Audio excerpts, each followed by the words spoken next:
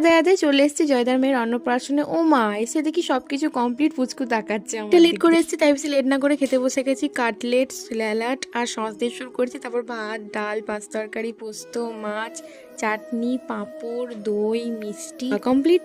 ও মা, ভোজকে আমারও মজা হচ্ছে, গুড় আনন্দ ভোজকে। তারপরে ওদের একটা নিজস্ব মন্দিরে গেছিলাম, সে লেট করা যাবে না, এবার যাব বাড়ি। বাবা বললো বনের ভিতর দিয়ে যাব, অনেক জিনিস দেখতে দেখতে।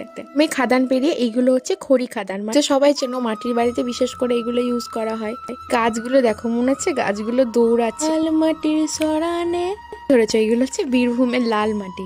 ওই যে দূরে শুয়ে থাকা গাছটা দেখতে পাচ্ছ, ওটা হচ্ছে কাজু বাদামের গাছ। ভাই একটা নিয়েও এসেছিল, দেখতে পাচ্ছ তো কাজু বাদাম। এখানকার আদিবাসীরা কি সুন্দর পাতাগুলোকে শোকাতে দিয়েছে।